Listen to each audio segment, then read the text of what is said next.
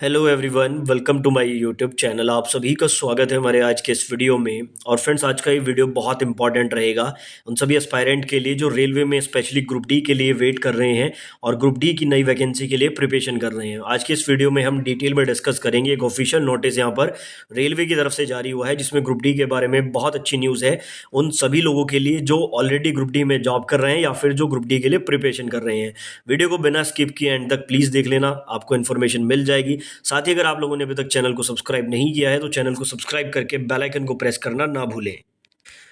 Friends, आगे बढ़ने से पहले एक छोटा सा अपडेट आपको देना चाहूँगा। अगर आप रेलवे के अलावा और भी जॉब्स की तैयारी करना चाहते हैं तो मेरा सेकंड चैनल जॉब्स ट्री का लिंक मैंने डिस्क्रिप्शन में दिया है। वहाँ पे मैं सभी जॉब्स के अपडेट बहुत छोटे से वीडियो में देता हूँ, तो वहाँ पे जाके आप उस चैनल को सब्सक्राइब कर लीजिए। IOCL, UK SSC, ट्रेड्समैन, बहुत सारे रिक्रूटमेंट फिलहाल आए हुए हैं, उनके वीडियोज़ ऑलरेडी बना दिए हैं, तो लिंक डिस्क्रिप्शन में है, जाके सब्सक्राइब जरूर करें।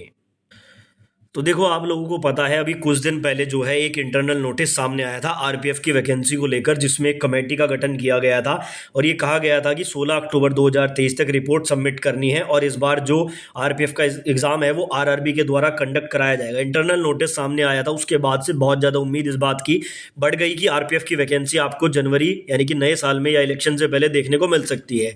उसके कुछ दिन बाद यानी कि अभी 2-3 दिन पहले एक ALP की क्वालिफिकेशन को लेकर भी नोटिस सामने आया, जिसमें क्वालिफिकेशन के लिए क्लैरिफिकेशन रेलवे की तरफ से दिया गया कि जो आपका क्वालिफिकेशन है ALP में अप्लाई करने के लिए वो 10th प्लस ITI की 15 ट्रेड, 10th प्लस डिप्लोमा या फिर BE BTech रहने वाला है। तो जनरली इस तरह के नोटिस तब देखने को मिलते हैं जब वैकेंसीज पे काम चल रहा होता है, और ये बात तो लगभग हम सभी जानते हैं कि इलेक्शन के आसपास हमें रेलवे में वैकेंसी देखने को जरूर मिलेगी। तो इसी तरह का एक इंटरनल नोटिस जो है वो ग्रुप डी के लिए भी सामने आया है और इस नोटिस में काफ़ी अच्छी गुड न्यूज़ यहाँ पर आई है। सबसे पहली गुड न्यूज़ तो यही है कि इंटरनली अगर किसी वैकेंसीज में कोई फेरबदल हो रही है, क्वालिफिकेशन में, एज में, या उसके कोई भी क्राइटेरिया में अगर चेंजेस हो रहे हैं या इस तरह के नोटिस सामने आ रहे हैं, तो उसका मतलब सीधा सा यही होता है कि फ्यूचर में ये वैकेंसीज निकालने वाले हैं। ठीक है, ये कंफर्म नहीं होता है कि कब निकालेंगे, लेकिन ये इस तरह के एक संकेत जरूर होते हैं। तो यहाँ पर government of India, ministry of railway की तरफ से 13 दिसंबर 2023 का ये एक सर्कुलर आप कह सकते हैं सभी general manager all zonal railway and production unit को ये लिखा गया है।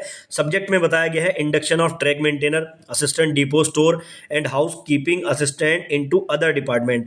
वैसे इसका सब्जेक्ट जो है वो है आपका इंडक्शन को लेकर, यानी कि देखो, जो आपके ट्रैक मेंटेनर है या असिस्टेंट डिपो स्टोर की पोस्ट पर है, जो हाउस कीपिंग की पोस्ट पर है, ये सभी लोग क्या कर सकते हैं, अपनी मन मर्जी से अपनी पोस्ट को चेंज कर सकते हैं। देखो, ये भी एक गुड न्यूज़ है, मैं आपको बता दूं, क्योंकि जो ट्रैक मेंटेनर होते हैं इनको LDC में मौका नहीं मिलता है। अगर आप रेलवे में ग्रुप डी में पॉइंट्समैन है तो आपको LDC में मौका मिलता है, अगर आप SNT डिपार्टमेंट में है तो आपको LDC में मौका मिलता है, यानी कि प्रमोशन के चांसेस बहुत ज़्यादा होते हैं। लेकिन जो ट्रैकमैन है, डिपो स्टोर वाले हैं, ये हाउस कीपिंग वाले हैं, इन लोगों को LDC में चांस नहीं मिलता है, सिर्फ GDC के द्वारा ही प्रमोशन ले सकते हैं, और GDC में कंपटीशन ज्यादा होता है एज कंपेयर टू LDC।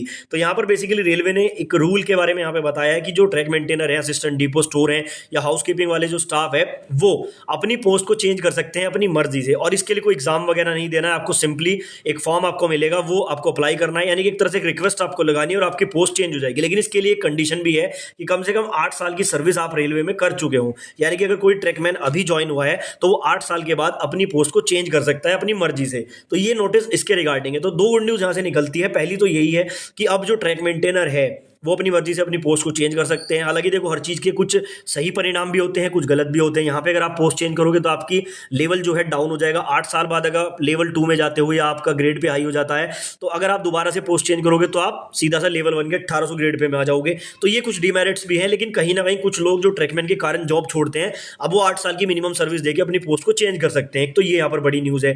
दूसरा यहाँ पर क्या है कि एक पॉइंट यहाँ पर इन्होंने डिस्कस किया है, जैसे ये वाला पॉइंट है, lateral intake is to be work out at the time of intense place for direct recruitment and accordingly intend to be suitably inflated for trackman intake, and the lateral intake is to be affected on receipt of the direct recruitment level 1 panel।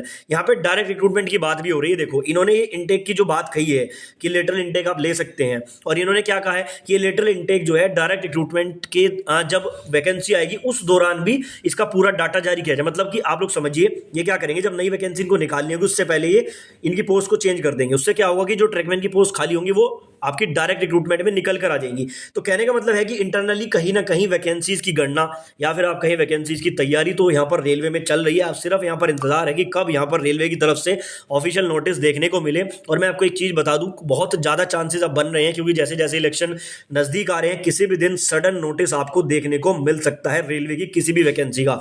तो अब देखो यहाँ पर आपको निराश होने का समय नहीं है, अब है तैयारी करने का समय। कोई भी वैकेंसी मैं ये कंफर्म तो नहीं कह सकता हूं कि पहले एएलपी आपको देखने को मिले या आरपीएफ देखने को मिले या फिर आपको आरआरबी जेई देखने को मिले, लेकिन ये बात कंफर्म है कि दिसंबर खत्म होते ही, या हो सकता है कि दिसंबर के लास्ट में ही, आप कह सकते हैं कि थोड़ा सा जो होप है वो दिसंबर के लास्ट की भी है। बाकी दिसंबर के बाद नए साल पे तो आपको कोई भी नोटिफिकेशन देखने को मिल सकता है, एएलपी का, आरपीएफ का, जेई का, ठीक है, इनमें से कोई भी आपको नोटिफिकेशन देखने को मिल सकता है। तो अपनी तैयारी में आप लोग लगे रहिए। बाकी ऐसी अपडेट्स पाने के लिए हमारे चैनल को सब्सक्राइब कर लीजिए।